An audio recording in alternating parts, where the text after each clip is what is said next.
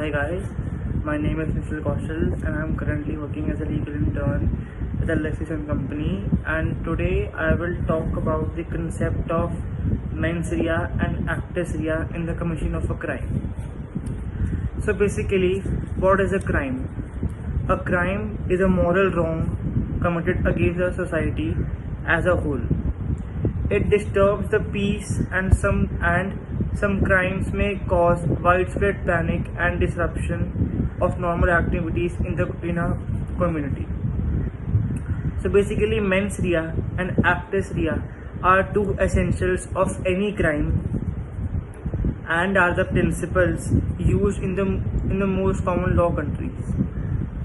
Mens rea is the guilty mind or guilty intention to commit a crime with the intention of causing hurt to another person, animal, or with the express intention of disturbing the peace. Whereas actus rea, however, is the guilty act, which is a necessity in providing that a criminal act was committed. When dealing with any crime, there are certain principles that need to be followed and the accused is given the benefit of the doubt. So mens rea is an essential part of deciding whether an act is culpable or not. Mens rea displays specific intent by the accused for the commission of the crime for which he is charged. The accused must be proven to having knowingly committed the crime and had full knowledge of their actions and must have malafide intent towards the victim. Now, mens rea is also used in some civil suits, requiring the defendant to have been aware of the repercussions of their actions for a civil liability to arise. But usually, the actus reus takes precedence in cases of civil liability. Now, actus reus is a physical aspect of crime. The accused needs to have done something or omitted to do something resulting in injury to the plaintiff or victim in civil cases. Now, without a guilty act, there can be no crime and no suits for damages can arise. An act alone does not make a crime, and both the intention of the person and the act itself, if such act is prohibited, combine to form the crime. Now, statutory offences are those offences which are categorized as the offence in which a law has been made. For example, legislator passed a law which opposed the judge-made law. In statutory interpretation, certain presumptions are taken into account by the court while interpreting the statutes. The presumed relevant here is a criminal act in general requires the presence of mens rea.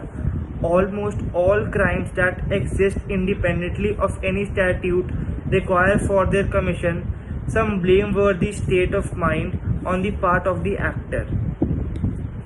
Where a statute creates an offence, no matter how comprehensive and absolute the language of the statute is, it is usually understood to be silently requiring that the element of mens rea to be imported in the definition of the crime so defined, unless a contrary intention is expressed or implied. Hence, the plain words of a statute are read subject to the presumption of any arguable weight, which may be rebutted that the general rule of law that no crime can be committed unless this mens rea has not been ousted by the particular enactment. Now, in the case of Brent versus Wood 1946, where the Chief Justice held that it is of the utmost importance for the protection of the liberty of the subject that the court should always bear in mind that unless a statute, either clearly or by necessary implication, rules out mens rea as a constituent part of crime, The court should not find a man guilty of any offense against the criminal law unless he has a guilty mind. Lord Evershed said that two conditions must be satisfied if the presumption as to mens rea is to be rebutted. First, the strict liability must be required to give practical effect to the legislative intention, and secondly, the person charged with a breach of the statutory requirement must have done some opportunity of furthering their observance. So, if the presumption of as to mens rea is a general rule, then the presumption against mens rea in statutory offences would be an exception to the rule.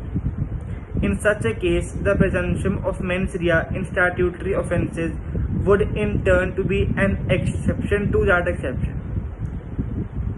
Thus, under the penal statutes in our country, this general doctrine of mens rea does apply and is often used in interpreting the codified penal law, even when the definition of the offence is defective or complete, or it is not expressly excluded by the terms of the statute itself.